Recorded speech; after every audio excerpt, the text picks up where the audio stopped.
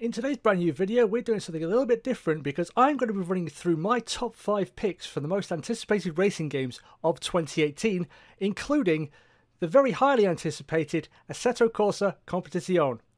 Should be a fun video, let's get into it.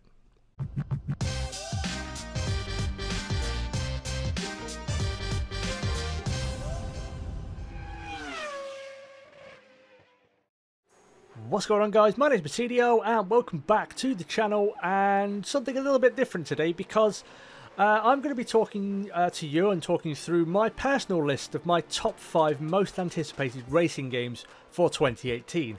Now, we've had quite a lot of the year gone already. We're over halfway there now to the end of the year, but we haven't really had a lot of racing games come out. We've had one or two here and there, but nothing that's really grabbed my fancy, and kept hold of it, so to speak. So this list is just, like I said, my personal list, and it's in no particular order. So what we're going to do now is we are going to jump in and take a look at the first game on our list. Number 1, Assetto Corsa Competizione.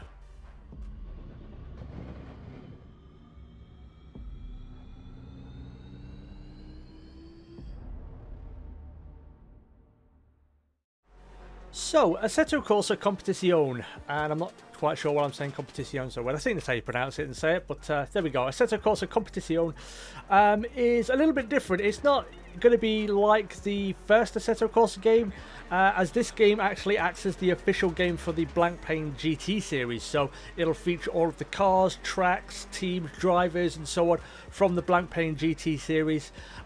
So it's more of a career-based game. It feels a bit more like a Formula 1 type game, where it's just covering one season, potentially, of the Blancpain GT series, but it will act as the official game, as I said. From the pictures, it looks like it has dynamic weather effects as well, which is fantastic, and it looks very, very good. Day and night cycle as well, as you would imagine from the Blancpain GT series. I believe they do run various different races, and they also, I think, a lot of the teams that compete in Blancpain also run the 24 hour of Le Mans, or Le Mans, however you want to pronounce that. So yeah, we've got a day and night cycle. It also features laser scan circuits as well, which is fantastic. I'm not sure if the first one had laser scan circuits. I think it may have done, but this will feature it anyway, and probably the the newest and latest version of the laser scanning technology, just to give that little bit of extra realism. It'll feature a single player career, of course. It'll also have online play, and various other bits and bobs in there, time trials and so on and so forth, which will be all good. Another cool little feature is they've actually done motion capture for pit crews. So I don't think the first game had any pit crews, and if it did, it was all right. But I haven't really gotten to the pit crews thing when I first played Assetto Corsa. But yeah, we've got motion capture for pit crews just to add that little bit of extra immersion and so on. So pit crews and garages will be looking very, very lively from the looks of it. And as far as I'm aware, this will feature both the sprint and the endurance series. So the way they differ is the sprint series comprises of 2 1-hour races, whereas the endurance races go from anywhere from 3 hours to 1,000 kilometers and all the way up to the 24 hours of Le Mans. So yeah, that's something to look forward to, and like I said, it looks absolutely fantastic. It really does. From these screenshots, it looks very, very good, and it's something I'm really looking forward to because I really enjoyed playing Assetto Corsa. I've played it a little bit since I did the first video, the Assetto Corsa, Assetto Virgin video. So yeah, I'm really looking forward to this, and we don't have a solid release date for it though. It's 2018 from what we've been saying. Whether that's going to be put back or whatever, I'm not sure. But the release date I've just seen is 2018. And I mean, a lot of this information I've got comes from a press release. So if you want to have a look at that, there is a link in the description to that as well. But yeah, Assetto Corsa Competizione, something I'm really looking forward to. Another very good looking and hopefully a very good playing sim racing game to add to my growing collection. So yeah, so what we're going to do now is we're going to move on to number 2 on the list, which is Formula 1 2018.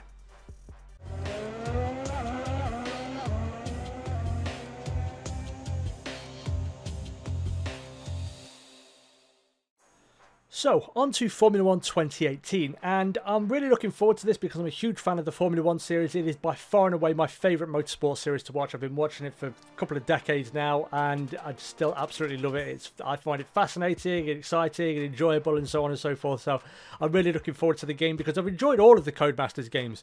And obviously, with it being a Formula 1 game, it's based on the 2018 Formula 1 season, so it will include things like the new Paul Ricard circuit, which we just recently went to, and it will also have the return of Hockenheim as well in the actual list of tracks. Not sure if we'll have any classic circuits, but we'll get onto classics in a moment. But yeah, the big thing most people look at for these games is the career mode, and there's a few new additions and improvements to it. The big improvement, or sorry, addition to career mode is interviews and press conferences are making a return. So if you remember from the first Formula 1 game, I think it was that came to like what would be past gen consoles, you know, PlayStation 3, Xbox and so on. In F1 2010 you had press conferences and interviews. However, this time around it's a little bit more in depth because the answers you give to questions are going to feed into sort of like a reputation scale, which, you know, gives you like a personality. Are you very brash? Are you very confident? Are you very quiet and reserved? And so on. And based on your reputation scale, that can dictate what contract offers and opportunities come your way. So maybe Ferrari are looking for someone very confident and brash, and they may offer you a contract. But if you're very reserved, they may not. Conversely, if you're very brash and confident, then maybe McLaren won't want you in, won't want to offer you a contract. Whereas if you're very calm and reserved, sort of like Kimi Raikkonen, I suppose you could say, then maybe they will offer you a contract. So getting not so much the right answers, but the answers you give will dictate where the possibilities lie with regards to career progression and so on and so forth. And also the reputation scale doesn't just affect the opportunities that you have outside of, moving to new teams. It can also affect how your current team works. So if you have a bad race and the new development parts that brought to the car didn't quite work as you had intended, and you cuss the team out in an interview about it, then the team may get demotivated, and the next set of upgrades may not be coming in such a timely fashion, if that makes sense. So yeah, so it all plays a part in there. And another big thing with regards to career mode is contract negotiations. So you can actually negotiate contracts with the team now, which is really exciting. So if you want to say re-up your contract, say you're the number 2 driver, you've had a few good races, and you go to the team and say, okay, I want to renegotiate my contract. I want to be seen as the number 1 driver. I want preferential treatment for new parts coming to the car. And in return, I will say, I don't know, for the final 10 races of the season, I will place 5th X amount of times, or I will score X amount of points, and so on and so forth. So you can do that, and then also the team can go back and say, that's not really realistic, so we're not going to do that. Or they can come back and say, yes, okay, we'll do that, and you sign the contracts, and that's that. So really exciting. How it adds an extra level of immersion to it. There is still one big chunk of immersion they haven't added yet, and I've been complaining about this ever since the first Codemasters Formula 1 game. Active driver market. I don't see what makes Formula 1 so special in this regard. FIFA has it, and that's a yearly sports-based, really, gaming title. NFL, NHL, NBA, near enough all sports-based yearly released game titles have some sort of transfer market, where athletes move from one team to the other.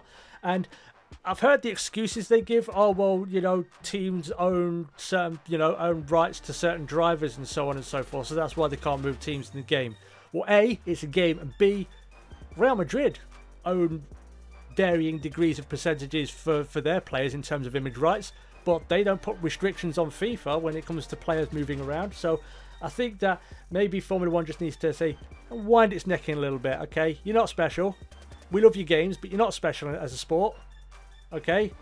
With regards to these little regulations, so just give us an active driver market. It will increase immersion tenfold. So yeah, that's annoying, but I'd love it to be in there, but I don't think it will be. So there we go. Also, classic cars though, they make a return. So all of the cars from the 2017 game will be present in this game, and we will have more new additions. The pre-order release bonuses are 2 of the new ones. So you can get the Brawn, 2009 championship winning car, and you can get the FW25 Williams 2003 F1 car as well. So those are the 2 pre-order bonuses. I imagine more will follow. Adding 2 new classic cars doesn't really seem like that's the end of it, and if it is, then I'm going to be disappointed, but there'll probably be more coming. No word on classic tracks yet. There's the possibility that maybe, I remember F1 2013 had a classic track, I think it was Jerez, was it? So I'm not sure if it's going to bring that back or other classic circuits. Adelaide, please, Adelaide, we want that. So that would be awesome if they are in there. Also, of course, you'll have a look at general graphical upgrades, reworked tyre model, heating physics, reworked R&D, and so on and so forth.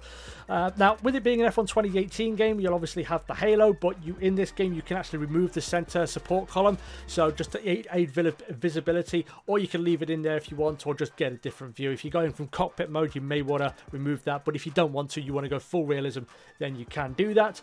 It'll also feature improved online play, and will actually have a license system because something like Project Cars and Gran Turismo Sport. So it will basically give you better matchmaking, you know, guys around your sort of level of competitiveness, and they're doubling the super license basically. Release isn't too far away. August 24th 2018 is when it comes out, which I think is the weekend of the Spa Grand Prix. And a lot of this information you can find in the description of this video. There is a link to the E3 interview where I've got a lot of this information, so if you want to have a look for yourself at that video and along with some gameplay footage, then feel free to do so. But now we're going to move on to our next title, which is one we haven't seen in quite a while, and it's V-Rally 4.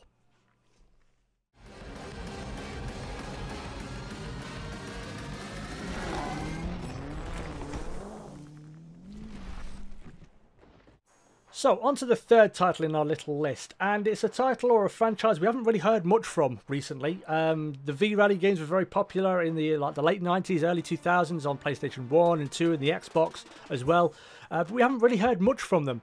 And but that's about to change because very shortly V-Rally 4 will be with it, due to release in September of 2018.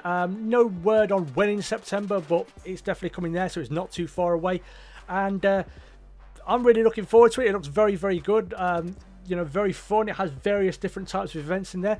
It'll feature over 50 cars, so plenty of stuff to get your hands on and get to grips with. It'll feature a career mode, which I said will take you through various different types of events, not just point-to-point rally stages and so on, but various different events. You know, all across the globe, different terrains, different types of circuit, different types of racing. So you'll have the regular rally ones, like the rally stages, like I mentioned, but you'll also have rallycross, or what they call in V-Rallycross, so 8 car races on dirt and tarmac, so that'll be fun. I do enjoy watching rallycross. You'll also have something called Extreme Carner, which is basically like the gym carnage you see Ken Block doing on YouTube. So it'll basically, you know, drift, precision, speed, traps scattered over roads. So it's going to be absolutely awesome. I've no word yet if you can make your own, but that'll be something that'll probably yield some absolutely fantastic videos, and I'll definitely be giving it a try.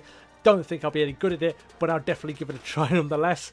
It'll also feature, you'll have buggies in there as well, so it's not just cars, but buggies. So you can, you know, driving over hilly terrain, getting to grips with that and so on and so forth. I'm not sure if it means there'll be kind of cross-country hill terrain sort of things, or whether it'll be a set track, you know, but either way it should be fun to get to grips with anyway. But the one feature I'm really looking forward to in this game, it has a hill climb mode. So for those of you who are current subscribers to my channel, you'll know I do a series called Hill Climb Monsters on Project Cars 2, but that's kind of almost knocked together because we don't have a true hill climb circuit in that game, but they've got an actual hill climb mode. So various different hill climb runs with absolute, you know, these awesome epic hill climb cars that are built just purely for one purpose, to go fast on a particular route. I cannot wait for this. I'm really excited for this. When I saw it, I was thinking, you know, when I saw V-Rally for the first time, I was thinking, well, I might check it out. Then I saw it had hill climbs. I'm like, I'm buying this game, because I love the Hill Climb Monster series that I do, and then to do it on like proper hill climb circuits as well, in proper hill climb cars. I really cannot wait for it. I'm really looking forward to it. So yeah, V-Rally, like I said, due out in September of this year. Looking forward to it. A lot of this information that I've got comes from the the VVV team gameplay video. There's a link in the description if you want to check that out. It does feature some of that hill climb gameplay as well, along with various other bits and bobs from the different modes within the game. So if you want to check that out for yourself, feel free to do so. But what we're going to do now is we are going to move on to number 4 on our little list. And again, it's another returning franchise. And this time it's GTR 3.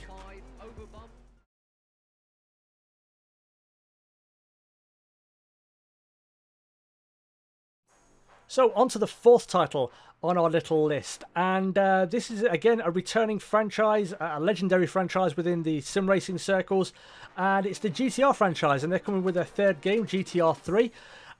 It's being developed by Simbin UK, which I think are a new development house. They're the same guys behind Race Room, so if you enjoy Race Room, you may enjoy this. So GTR 3, we've seen 1 and 2. And a lot of people say GTR 2 is one of the best sim racing games ever. They say it's that good. I unfortunately haven't had a chance to play it, but there's still quite an avid following from what I've been reading for GTR 2. So if they can bring that to this game as well, that'll be absolutely fantastic. It'll be basically created using the Unreal 4 engine, which looks absolutely amazing.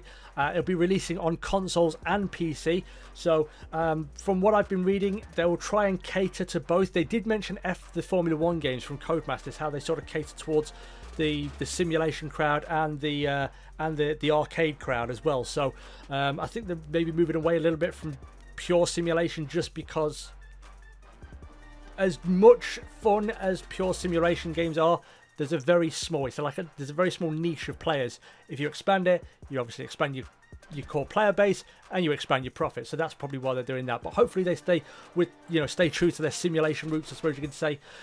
So from the images we've got, and from what I've seen, it will have weather and a possible day-night cycle as well. So akin to what we sort of will be seeing in the new Assetto Corsa game.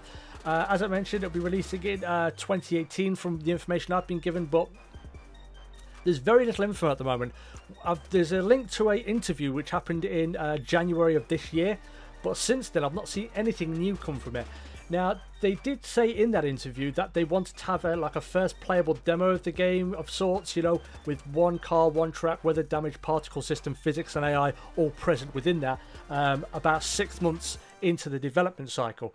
So whether they've done that and whether that's just around the corner, if we say, like I said, the interview happened or was released on the 31st of January, so end of this month potentially, maybe we're starting to see something, maybe not demo wise, but almost like a proof of concept gameplay video as well. That'd be absolutely awesome. But again, it says a release date of 2018, but I think there's a very strong possibility it could be 2019. How much they're going to be drawing from Race Room and their utilities and the cars they have within that game and the models and so on, how much they're going to be drawing from that, I'm not too sure. I think it's feasible. There are some people that have moved away from Race Room to work on this particular game, to get this game up and running and going, but how much is being shared between the two franchises, I'm not too sure.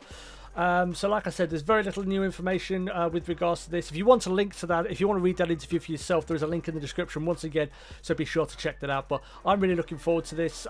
When we're going to see more of it, we're not too sure. Hopefully by the end of this month, end of July, that'd be absolutely awesome to see. But again, fingers crossed that we're seeing something soon and we see a bit of progress and also get a solid release date. But yeah, so what we're going to do now is we're going to move on to the final game of our little list. And that is a little bit departure, less of a sim racing title, more of an arcade game, but it's one I'm really looking forward to. Forza Horizon 4.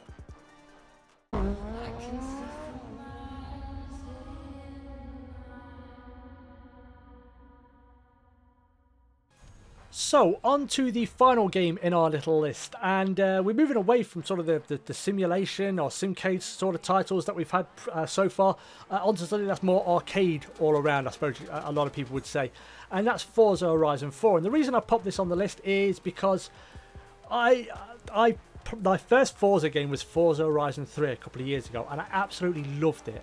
It was so much fun, so many things to do, so many cars to buy and collect and so on, and exploration, and I just absolutely loved it. I really did, and I still play it now. Now I've got my new PC all up and running, and it's an absolute boss. It looks absolutely incredible. on a 3440 by 1440 monitor. It really does. So I'm really looking forward to the new one as well. But the big selling point for me personally was the fact that they've set this year's game in Britain. Now, there was a lot of talk about where it could be set. Could it be here? Could it be Japan? Could it be Australia? Could it be there and there? They've set it in Britain, and it's around the Lake District, sort of Edinburgh area, so it's like up north, up northerners, and it'll feature, you know, obviously have little towns and beaches, mountains, lakes and such, and also, if you're into those sorts of things, sheep. Lots and lots of sheep. So if you're into your sheep, this is the game for you. It'll also feature a full weather system, but a little bit different this time around in that it'll have a yearly season progression system. So you won't just have it's sunny all the time and you get the odd rain shower here and there. You'll actually have changing seasons. So you'll have winter, you'll have spring, you'll have summer, you'll have autumn.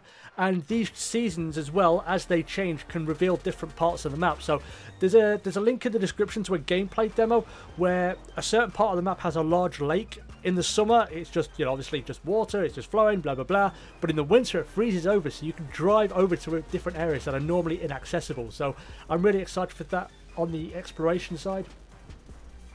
And you know, the seasons will rotate once a week, and that will be set to a world clock. Now, the first 4 or 5 hours, I think you'll see all of the seasons just to get a grip for it, get a feel for it. But after that first initial few hours of gameplay, everyone will be set to the world clock. So what's spring for me will be spring for you. It's not just a case that I'm in summer and you're in winter, and you're having to, when you jump into a co-op game with someone, which we'll get onto in a moment, that you're going to be going from winter to summer or very, you know, or whatever. Everybody will be set to the same time, and the seasons will rotate weekly as well. So 1 week of summer, 1 week of winter, 1 week of spring, 1 week of autumn. It's basically like it's basically like living in England, really, where we get 1 week of summer and then that's followed by 1 week of winter and then 1 week of spring and autumn. So it definitely is a British game, the weather progression system.